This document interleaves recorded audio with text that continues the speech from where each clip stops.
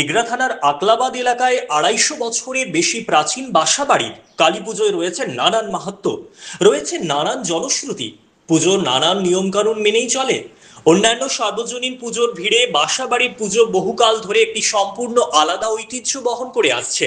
পুজোকে ঘিরে আনন্দে মেতে ওঠেন বসু চৌধুরী পরিবারের লোকজন ও এলাকার বাসিন্দারা।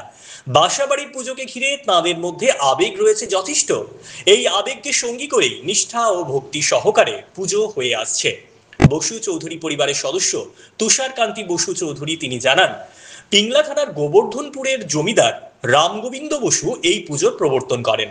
রামগোবিন্দ বসু ও তার বংশধরগণ মেদিনীপুর জেলার পিংলা, পাঁশকুড়া এবং সবং থানার অন্তর্গত কালীদান, মুরারিচক, উচিতপুর, পেরুয়া, পিংলা, মুকসাদপুর, মঙ্গলপুর, গোবর্ধনপুর ইত্যাদি মৌজার জমিদারি লাভ করার পর তৎকালীন উড়িষ্যা রাজ্যের অন্তর্গত এগরা থানার আলাবাদ, কসবা এগরা, গোপালচক, হাসিমপুর, পুরুষোত্তমপুর, মহেশপুর, দামোদরবাড়, কৈথোড় সহ ১৬টি মৌজা জমিদারি ইংরেজ সরকারের নিকট হতে লাভ করেন। রামগোবিন্দ বসু পিংলা থানার গোবর্ধনপুরের বসবাস করলেও এগরা থানার জমিদারি দেখাশোনা, তত্ত্বাবধান, খাজনা আদায় করতে তারা আকলাবাদ গ্রামে একটি অস্থায়ী গৃহ নির্মাণ করে বছরের কয়েক মাস বসবাস করতেন। তারপর গোবর্ধনপুরে চলে যেতেন। সেই থেকেই ওই জায়গার নাম হয় বাসাবাড়ি। তৎকালীন ইংরেজ সরকারের কাছ থেকে রামগোবিন্দ বসু চৌধুরী পদবি লাভ করেন। চৌধুরী শব্দটা এসেছে চৌথ আদায়কারী শাসক বা রাজপ্রতিভু থেকে। প্রথমে চৌথ হরি, পরে চৌধুরী হয়। একসময় এই এগরা এলাকায় বঙ্গোপসাগরের তীরবর্তী এলাকায় ছিল। সেই সময় এই আকলাবাদ এলাকায় ডাকাতরা মশাল জ্বালিয়ে কালী পুজো করত। কালী পুজোর পরে আবার তারা ওই এলাকা থেকে পালিয়ে যেত। কয়েক বছর পরে ওই এগরা এলাকায় ইংরেজদের কাছ থেকে জমিদারি পাওয়ার পর রামগোবিন্দ বসু তাদের বাস্তুতে গৃহদেবতা শ্রী শ্রী মা দক্ষিণা কালী মাতার একটি মন্দির গড়ে তোলেন, যা প্রতি বছর কার্তিক মাসে মহা আড়ম্বরের সঙ্গে অদ্যাবধি পুজো হয়ে আসছে। দেবীর সেবা বা পুজোর জন্য ব্রাহ্মণের এই গ্রামে বসবাস না থাকায় উড়িষ্যা থেকে 4টি ব্রাহ্মণ পরিবার ও কয়েকটি হরিজন পরিবারকে যথাযোগ্য মর্যাদা সহকারে এই আকলাবাদ গ্রামে নিয়ে আসা হয়। এদের বসবাসের বাস্তু, চাষাবাদের জন্য জমি, পুষ্করিণী দান বা জায়গির হিসেবে বন্দোবস্ত করে দেওয়া হয়। এই পুজোই এগরার প্রাচীনতম কালী পুজো, যা বাসাবাড়ির কালী পুজো হিসেবেই পরিচিত। সেই পুজো আজও প্রাচীন রীতিনীতি মেনে হয়ে আসছে। বর্তমানে বসু চৌধুরী পরিবার খণ্ড খণ্ড হয়েছে। একটি পরিবার আবার আলাদা পুজো করে আসছে। বহুকাল আগে খড়ের চালার মাটির মন্দির থাকলেও বর্তমানে পাকার মন্দির হয়েছে। জমিদারি প্রথা না থাকলেও বাসাবাড়ির কালী মন্দিরে রয়ে গিয়েছে সেকালে পুজোর নানান প্রাচীন নিয়ম কানুন। পুজোর আগে মাকে রূপোর মুকুট, রূপোর খড়গ ও স্বর্ণালঙ্কারে সজ্জিত করা হয়। পুজোর সূচনা কাল থেকে আজও পাঁঠা বলির প্রথা চলে আসছে। কালী পুজোর দিন যেমন মন্দিরে পুজো দেওয়ার জন্য দূর দূরান্তের বিভিন্ন এলাকা থেকে মানুষের ভিড় জমে যায়, তেমনি পাঁঠা বলি দেখতেও ভিড় জমে। কথিত আছে বাসাবাড়ির দক্ষিণা কালী মায়ের যথেষ্ট প্রভাব রয়েছে। এখানে মায়ের কাছে বলির মানত করে অন্ধ তার দৃষ্টি ফিরে পেয়েছেন, বোবা তার বাকশক্তি ফিরে পেয়েছেন, বন্ধা নারীরা সন্তান লাভের আশায় মানত করে আসছেন, এমনকি হারিয়ে যাওয়া সন্তান সন্ততিকে ফিরে পেয়েছেন অনেকেই। ভক্তদের মনস্কামনা পূরণ হলেই তারা মায়ের কাছে পাঁঠা বলি দেন। ব্রাহ্মণরাই এখানে ভোগ তৈরি করেন। আগে প্রদীপ আর মশাল জ্বালিয়ে পুজো হতো।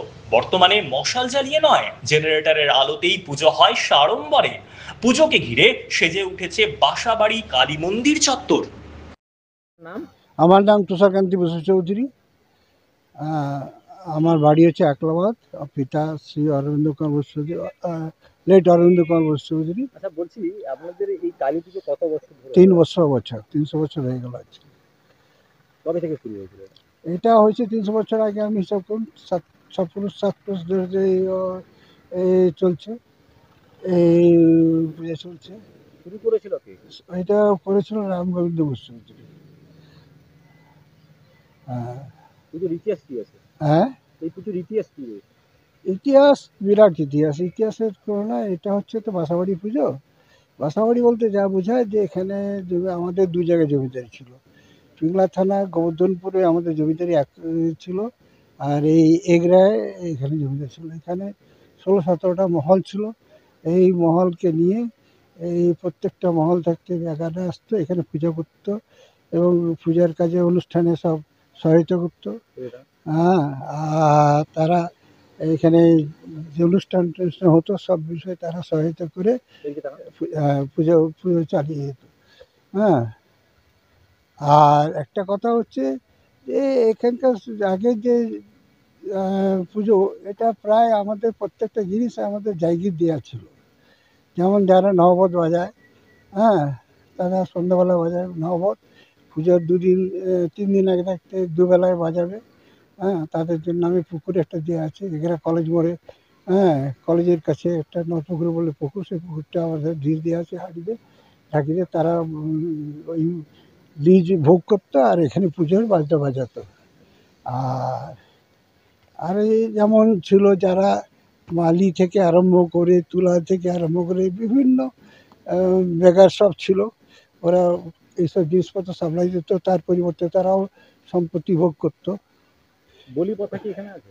হ্যাঁ, বলি প্রথা প্রথম থেকেই আছে, প্রথম থেকে বলি প্রথা আছে এখানে। আগে তো বলি ১০০-১৫০ করে বলি পড়তো। দেখি তারা হ্যাঁ, আর এখন এখনও এসেছে ৬০-৭০ এরকম পর্যন্ত বলি হয়।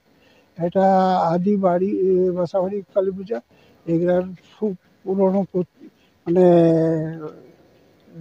প্রতিষ্ঠিত, হ্যাঁ, পুজো।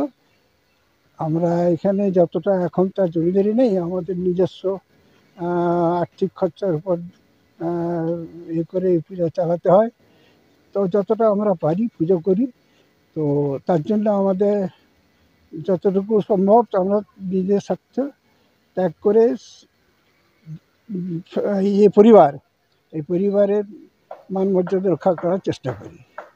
আচ্ছা, এই যে পুজোর মানে মানে পুজোর কটা দিন ভিড়ভাড়টা কেমন থাকে? প্রচুর ভিড় হয় পুজোর, মানে তো পুজোর দিন থেকে প্রচুর ভিড় হয়। বলির সময় তো লোক বসার জায়গা পায় না, দাঁড়াবার জায়গা পায় না, কারণ আগে বিরাট জায়গা ছিল, সেই জায়গাটা আস্তে আস্তে ছোটো হয়ে যাচ্ছে। ঘর বাড়ি সবাইকে করতে আরম্ভ করেছে, হ্যাঁ, কমে গেছে। আগে বড় বড় যাত্রা হতো, এখন সেসব করতে পারি না। ছোটোখাটো এই বাউল গান টান এই জাতীয় একটা ছোটোখাটো অনুষ্ঠান করি আমরা। আর এইভাবে আমরা পূজাটাকে আজ থেকে সবাই যাতে আনন্দ পায়। এটা কি কালী এখানকার পুজো? এটা দক্ষিণাকালী, দক্ষিণাকালী। এখানে সবাই দেশের লোক সবাই আসে পুজো দেয়। তারা বহু দূর থেকে, পাঁঠা মানসিক আসে বহু দূর থাকতে, কলকাতা থাকতে পর্যন্ত আসে। তারা এসে এখানে পুজো দিয়ে যায়। হ্যাঁ, পাঁঠা মানসিক করে তারা পুজো দিয়ে যায় তাদের মঙ্গল কামনার জন্য। এই অবস্থায় আমরা ওদের উৎসাহ উদ্দীপনা আমরা ওদের কাছ থেকে পাই, সেভাবে আমরা পুজোটা চালিয়ে যাওয়ার চেষ্টা করি।